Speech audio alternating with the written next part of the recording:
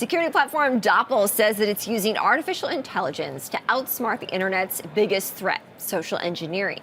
It protects individuals and brands from phishing and fraud by building resilience through training and simulation, and recently raised new funding to bolster these efforts. Well, joining me now with more is Bobby Ford, Doppel's Chief Strategy and Experience Officer. Bobby, welcome. Thank you, Kristen. Thank you for having me. Yeah, great to have you here at the Stock Exchange. Yeah, I love the energy here. It is good energy. Yeah, absolutely. Especially as we start the week. So Doppel raised $70 million in a Series C round this past November. How is the firm putting that funding to work? Yeah, well, let me firstly, like I said, say thank you for having me. And yesterday, the markets were closed as we observed the Dr. King holiday. And Dr. King had this quote. He liked to say that we have to deal with the urgency of now. And so that's what Doppel is operating. And the way that we use those funds is we believe that it takes AI to defend against AI. And so we're pouring tons of funding into our products, to our R&D, and then marketing also, just to get the word out that, hey, we're here to help organizations defend against social engineering attacks. Now, I love the connection that you made there. How exactly does Doppel's platform outsmart some of these cyber threats? Yeah, that's a phenomenal question. The way that we do it is that when you think about the internet, for so long we thought that it was a place that we could trust and we could believe what we see. But now, with the use of generative AI, we're quickly approaching this time when individuals can't determine what's real versus what's fake. And so as such, it's not about what you see, but it's about having some type of platform, having a solution, having some type of technical solution that can protect you as you operate and as you navigate through the internet. What do you think is the biggest single security shift that leaders should be preparing for in this new year? That's a great question. The biggest shift is that we believe at Doppel that email will no longer be the primary attack vector. Interesting. Yeah, I mean, when you think about it, for so long, we have trained our users on how to recognize suspicious and malicious email.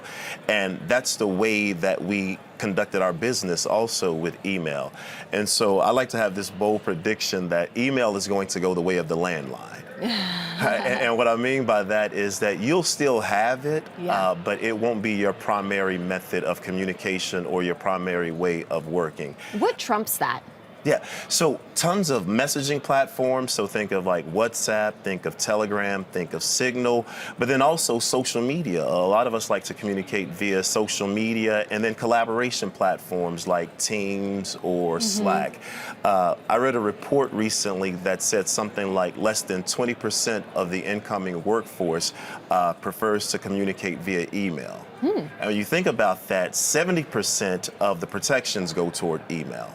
And so if email is going away and most of the protection is there, then it leaves these other channels wide open and more susceptible to attacks. And we believe that that's where the attackers are headed. Your firm is focusing on combating vibe phishing. Yeah. I like that term. How does this differ from the scams that people already see on their text and social media? Yeah, so vibe phishing, much like vibe coding, relies on natural language. And so when you think about what vibe coding does, it focuses on the outcomes as opposed to focusing on the coding language.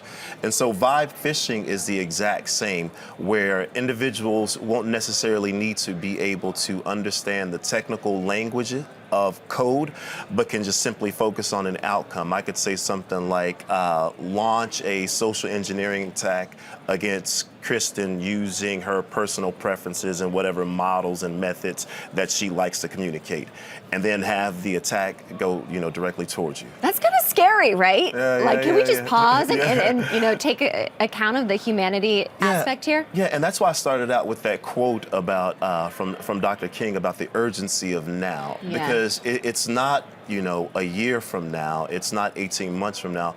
We're actually seeing these types of attacks in our platform. That generative AI has basically commoditized hacking, for lack of a better term. And with this commoditized hacking, it means that anyone can hack anyone, and that you don't need to necessarily be sophisticated. You don't necessarily need to be a deep technical coder, but just using natural language through the use of generative AI, you can launch a sophisticated attack. Wow. Yeah, it's absolutely scary. I want to ask you one more question, Bobby. Why does AI make social engineering more dangerous than what we've seen in the past? There are four primary reasons that we believe that it makes it more dangerous. Number one is that the attacks become hyper personalized.